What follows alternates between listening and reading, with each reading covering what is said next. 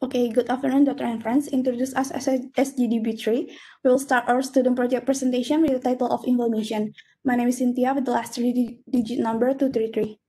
I'm going to start with the background. Next. Inflammation is the body mechanism of defense against foreign stimulation that includes pathogen and also tissues environment. Inflammation mechanism itself works by recognizing the foreign stimulation and then removing those foreign stimulation that enter through the organs. Next. Okay, my name is Jeremy with three-digit number 083.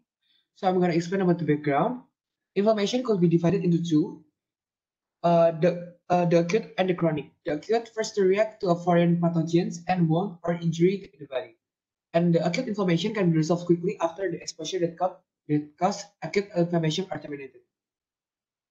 The chronic can develop into self-sufficiency, insistent, and also spreading when there's no noticeable continuation exposure. Clinicians should increase their knowledge of treating different kinds of pain mechanism for inflammation so that individual patient could get their individualized treatment. So here's our formulation of problems. Next. So here's our purposes and benefits. Thank you. Maya.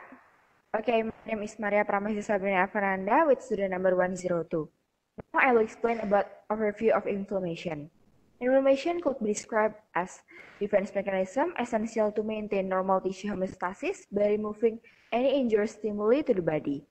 Etiologies of inflammation can vary from infectious factor, such as bacteria and virus, to non-infectious factors such as physical injury, chemical irritant, damaged cell, and stress.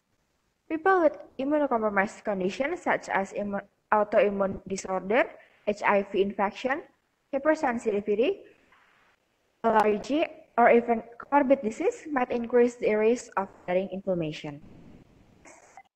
My name is Christopher Yongasa, student number 172. I will explain characteristic of inflammation.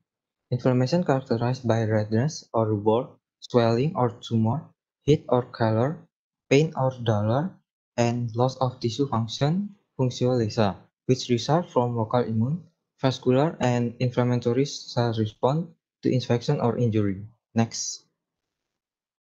My name is Chris Julia with the last three-digit number is 118.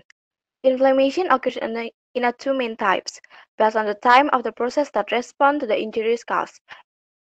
Acute inflammation and chronic inflammation.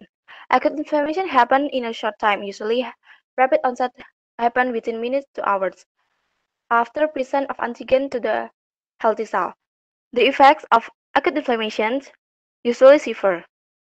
Chronic inflammation has a slow onset that lasting from several days to years. Usually, it has less prominent classical symptoms than the acute one. Examples of acute inflammations are acute pneumonia, acute bronchitis, and cellulitis. And the example of the chronic inflammations are chronic obstructive pulmonary disease and arthritis and joint disease. My name is Joshua with three-digit number 035. The symptoms of inflammation itself is categorized into two different categories. First is the acute inflammation and second is chronic inflammation. Symptoms of acute inflammation has been regarded as the cardinal signs of inflammation, which includes heat or calor as the result of increased blood flow because of vasodilatation, redness or rubor as the result of vasodilatation of small blood vessels, swelling or tumor as the result of fluid accumulation in the extravascular space due to vasodilatation, and pain or dolor as the result of tissue destruction due to inflammatory edema. In severe cases, it could also include loss of function at the site of infection. Symptoms of acute inflammation usually ends at the time range of 2 weeks, and if it is not resolved yet, it will go through subacute inflammation, which lasts 2 to 6 weeks, while chronic inflammation lasts from months to years. And the symptoms of chronic inflammation itself includes myalgia, arthralgia, chronic fatigue, insomnia, depression, anxiety, and others. Thank you.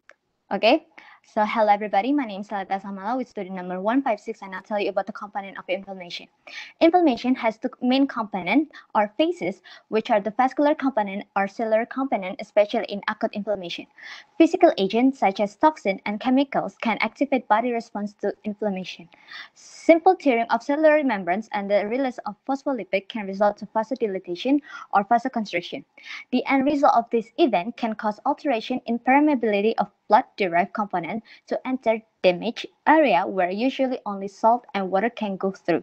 Now, exudate can exit into the tissue. One of the most important features in inflammation is the accumulation of white blood cells at the site of injury. White blood cells, which mainly consist of phagocytes and cell-eating leukocytes. In acute inflammation, the main phagocytes are neutrophils, where circulating neutrophils are enough to cover slight damage. Thank you. Let me introduce myself. My name is Jonathan Edmund with student number 137. Right now, I would like to continue the explanation of my friend Lita, who will explain about the components of inflammation. So after extensive damage is reached, stored neutrophils and immature ones are released from the bone marrow.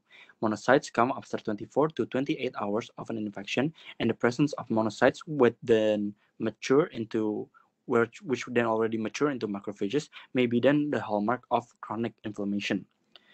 Now I would like to explain about the mediators of inflammation. There are three types of the general chemical mediators, which the three of them are vasoactive amines, peptides, and eukosinoids. Vasoactive amines are, the example of them are histamine and serotonin, and they are the mediators of vasodilation. Now peptides such as neuropeptides and also plasma protease increase vascular permeability and also chemotaxis. The last one of the chemical mediators are eukosinoids. Eukosinoids include thromboxanes, leukotrienes, and also prostaglandin, which regulate vasodilation and pain. Okay, my name is Dani Perma with the last student number is 182. So the next is about the physiology of inflammation. So it begins when bacteria invade through a gap in the external barrier of the wound site, and the macrophages that are already in the area immediately begin to phagocytose the foreign microbes and defending against infection.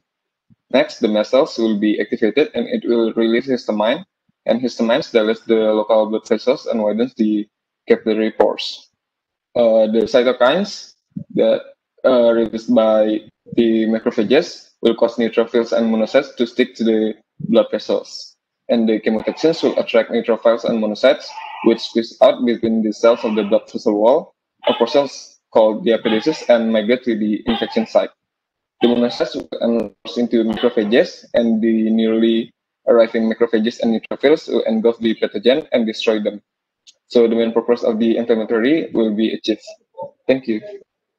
My name is Eko Kuntario Paramana Putri with last digit number 65.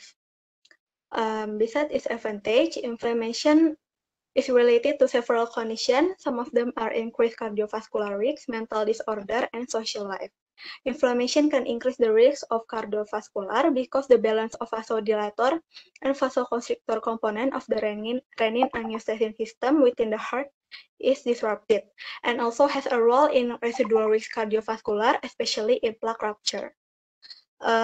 Next, a person with inflammation has positive and negative effects on their social life, depending on which behavior will be more beneficial for survival. The negative effect is social withdrawal or loss of interest in the social activity, as a result pro-inflammatory, cytokine activity, and endotoxin. And a sick individual will become sensitive to other people and presume them as a threat, and also become sensitive to social rejection and receiving negative feedback. On the other hand, some studies show inflammation can bring a positive side to social life, such as increasing social approach and sensitivity to social reward. Increasing inflammation can lead to depression and have alteration in schizophrenia. Thank you. Hello everyone, my name is Wilson Olim, student number 149. So the treatment of inflammation, the first one is antihistamine. Antihistamine are a class of drug used to treat histamine-mediated condition. Histamine consists of two main classes of receptors, H1 receptors and H2 receptors. The two antihistamine drugs have different phases of action. Antihistamine that bind to H1 receptors are used to treat allergies and allergic rhinitis, while antihistamine that bind to H2 receptors treat upper tract conditions caused by excess stomach acid. Increased vascular permeability results from inflammation induced by histamine, with the result that fluid moves from the capillaries to the surrounding tissue. Antihistamine, which work by binding to histamine against this effect by acting as a H1 antagonist. In contrast to H1, H2 antihistamine focus more on gastrointestinal tract. And the second one is aspirin. Salicylate were first used by Sumerians to treat pain since 4,000 years ago. The registered salicylic acid production began to be marketed in 1899 under the trade name aspirin. Aspirin acts acts as a cyclooxygenase 1 inhibitor. Cyclooxygenase 1 is a modifier of the enzymatic activity of cyclooxygenase 2. The effect of aspirin also blocks the thromboxane A2 on platelets, so the platelet aggregation can be prevented. And the third one is non-steroidal and anti-inflammatory drugs, or NSAIDs. The FDA has approved NSAID as a class of drug used as antipyretic, anti-inflammatory, and analgesic agents. Because of these three effects, NSAID are used for the treatment of muscle pain, dysmenorrhea, arthritic condition, pyrexia, gout, migraines, and used as opioid-sparing agents in certain acute trauma cases. The main mechanism of action of NSAID works by inhibiting cyclooxygenase. By administering an NSAID that inhibits cyclooxygenase, these effects can be suppressed. And the last one is glucocorticoids. The use of glucocorticoids has been widely used as the first line of treatment in treating autoimmune disease. Glucocorticoid works by inhibiting B cells and T cells and phagocytes, which have activity in both the innate and acquired immune systems. Because of their wide range of effects, glucocorticoid is often used as a first-line treatment for autoimmune and autoinflammatory disease management. Thank you. Next. My name is Putri Pranyani with number 222. So the conclusion of our presentation is inflammation, described as a function of the innate immune system and can be viewed as a local response to various infectious agents and pathogenic insults that enter the organism, subsequently causing cellular damage. So there is two types of inflammation. The first is acute inflammation and two is chronic inflammation. So inflammation is related to several conditions. The first is inflammation can increase the risk of cardiovascular. The second, effect of their social life. And the last is inflammation has effect on some mental illness. So the treatment for inflammation including antihistamine, aspirin, non-steroidal anti-inflammatory drug, and glucocorticoids. Thank you. So this is the end of our presentation. Thank you for listening.